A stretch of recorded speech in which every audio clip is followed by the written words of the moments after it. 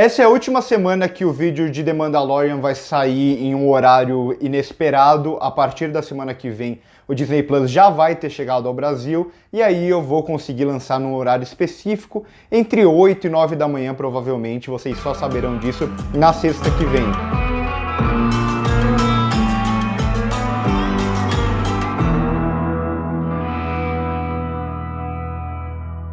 Esse é mais um episódio que eu acho que vai empolgar demais os fãs. Não sei se tanto quanto do Boba Fett, que eu vi que todo mundo aqui nos comentários ficou maluco, mas eu gostei demais das revelações, principalmente aqui no final desse episódio. Uma personagem muito querida das animações que finalmente vai ter o seu espaço no live action. Algo que já meio que tinha sido confirmado, mas a gente não sabia quando, e agora parece que o momento está chegando mais perto. Lógico que eu estou falando da Ahsoka Tano, e além dela a gente já teve aqui nesse episódio a Bo-Katan, que se eu não me engano aparece em Clone Wars. Vocês que são mais fãs, eu sempre peço que vocês me ajudem e comentem aí se eu estiver falando alguma informação errada, e principalmente as referências do episódio, que com certeza eu não vou pegar, mas eu sei que muita gente vai pegar. Para começar, esse episódio ele chama A Herdeira, e aí a gente descobre depois que é por causa da Bo-Katan. E aqui nesse episódio a gente tem algo que eu não me lembro de ter acontecido antes em The Mandalorian, que é justamente um desses personagens secundários que vai ajudar o Mando na missão da semana buscar alguma coisa também que tem uma implicação muito forte na história central. Então aqui a gente tem a Bo-Katan querendo o Darksaber, que foi revelado pra gente no final da última temporada, onde ele estava. Então a busca dela vai se relacionar de certa forma com a busca do Mando, que vai se relacionar também com o vilão principal da série, que volta a aparecer aqui só em um holograma, que é o Moff Gideon, interpretado pelo Giancarlo Esposito. Então aqui a gente tem mais do que apenas aqueles aliados que podem voltar para a história para ajudar o Mando em determinado momento.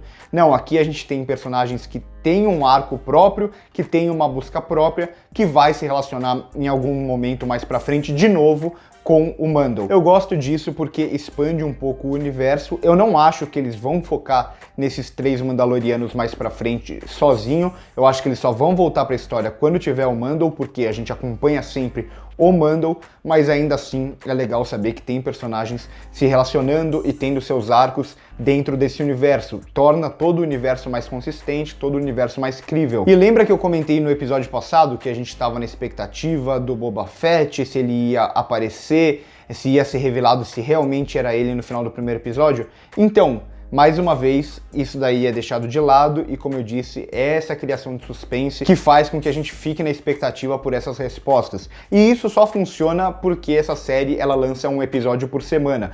Porque se fosse naquele formato Netflix de todos os episódios da temporada lançados juntos, a gente provavelmente já teria maratonado no primeiro dia e já saberia tudo o que está acontecendo. Dessa forma não, dessa forma a gente fica semanas e semanas esperando por respostas, e agora a gente vai ficar uma semana para ver a Ahsoka Tano no próximo episódio. Eu já tô super empolgado, comentem aí embaixo qual é a expectativa de vocês para isso. Esse volta a ser mais um episódio curto de 30 minutos, então só aquele primeiro foi mais longo. A gente deve ter de novo esses episódios bem mais curtinhos, que lembra até um pouco a pegada de Clone Wars, apesar de menos episódios na temporada, e vai ser a missão da semana. Então tem uma frase nesse episódio que eu acho que ela representa muito do que é The Mandalorian até então. Ah, eu vou te ajudar, mas antes disso você precisa me ajudar em uma missão. E é exatamente isso que a gente tem aqui. O Mandaloriano ele sempre está seguindo a missão principal dele, só que sempre para ele chegar na missão principal dele, ele precisa ajudar algum novo aliado a resolver a missão dessa pessoa. Então ele vai avançando bem lentamente nessa história principal, ao mesmo tempo que a gente vai tendo esses episódios semanais, quase procedurais, de missões da semana. E se no primeiro episódio a gente teve aquele resgate muito forte do faroeste, no segundo a gente flerta bastante até com o terror, nesse terceiro episódio é uma aventura espacial com bastante ação. Então talvez seja o episódio da temporada com mais cenas de ação, sem sombra de dúvidas. E acho que agora já dá pra falar do episódio em ordem, alguns acontecimentos que eu acho mais interessante.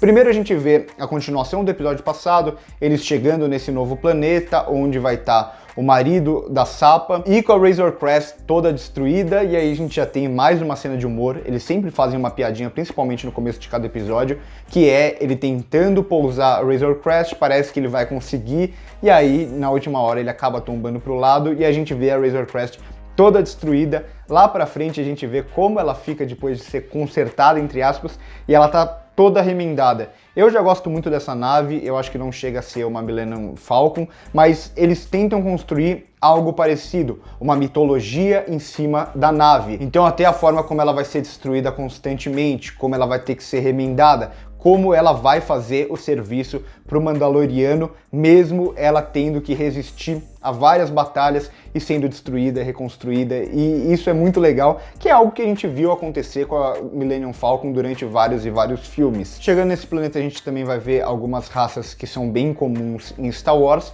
e aí ele vai atrás desses Mandalorianos e vai ser traído de novo. Isso eu já não gosto muito, tá? Porque todos os episódios parece que o roteiro acaba usando o mesmo artifício.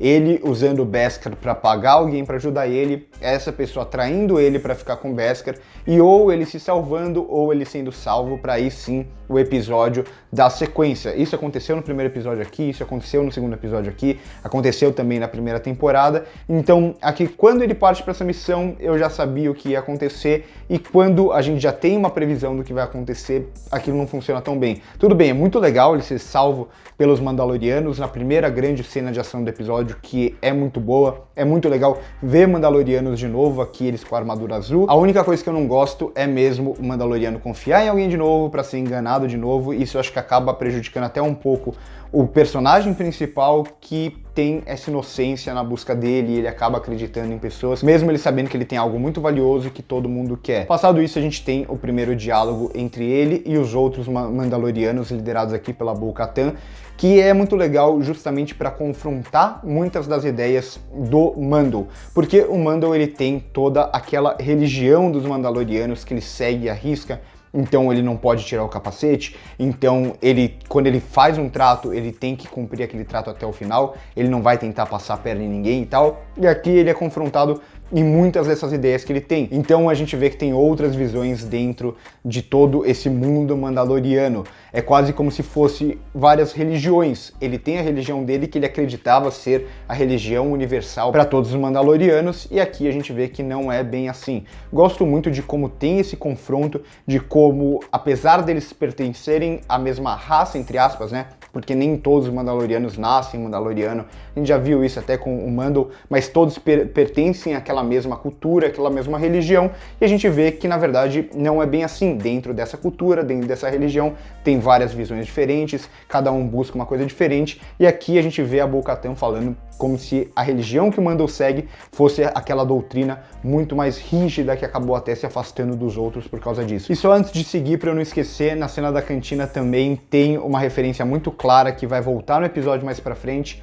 a Alien ali com o Baby Yoda. Então o Baby Yoda ele fica quase que restrito nesse episódio a ter essa relação com aquele bichinho que tenta grudar na cara dele, que quem já assistiu Alien pegou a referência na hora, eu tenho certeza. Em seguida, mais uma vez, ele é emboscado em uma cena que eu gosto muito dela visualmente, principalmente, que parece uma arena, como ela é iluminada, como é construída aquela mise-en-scène, que são aqueles personagens tentando se vingar dele, e aí os Mandalorianos vão salvar ele, e mais uma boa cena de ação, onde não tem nenhuma dificuldade para eles. Em seguida, ele tem que deixar o Baby Yoda com o Sapo e a Sapa, então a gente vê aqui uns aliados dele tendo outra função, por mais que ele tente, eu até falei no episódio passado, que agora ele não se afaste do Baby Yoda igual na primeira temporada, ele é mesmo o pai do Baby Yoda agora, mas mesmo assim, nessa missão ele sabia dos perigos e ele acha que deixar o Baby Yoda ali vai ser mais seguro, o que realmente é. E aí a gente vai para a missão central do episódio, que é essa tentativa de invasão da nave imperial. Eu gosto muito de como o episódio também trabalha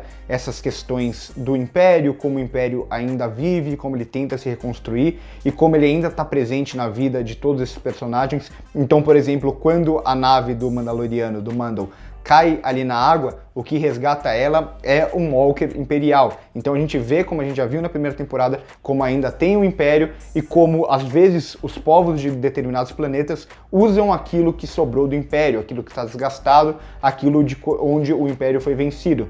E aqui eles vão tentar essa invasão. Mais pra frente a gente vai até ver a ligação do comandante dessa nave com o Moff Gideon, que é quem tá ditando as regras pro Império mesmo, pelo visto. E aí é uma sequência que é puro entretenimento, mas é também a missão mais fácil de longe do Mando em toda a série, porque o que a gente vê aqui é como os Mandalorianos juntos, eles são muito mais fortes. Mesmo que eles tenham religiões diferentes, sigam doutrinas diferentes aqui, eles juntos, eles parecem quase que imbatíveis. Isso é muito legal de ver, porque a gente vê o Mando quase sempre sozinho e conseguindo alguns parceiros aleatórios, mas ele sempre tá em uma posição de inferioridade. Aqui não tem a menor chance para os Stormtroopers, e eles já ironizam isso mesmo antes de começar a missão, porque eles sabem que eles são muito mais fortes do que o que eles vão enfrentar. E aí a gente vai ver a Bo-Katan mudando os termos no meio do caminho, a gente entende o porquê disso, e o Mando, como ele precisa conhecer, ele precisa encontrar os Jedi, ele tem que seguir naquela missão.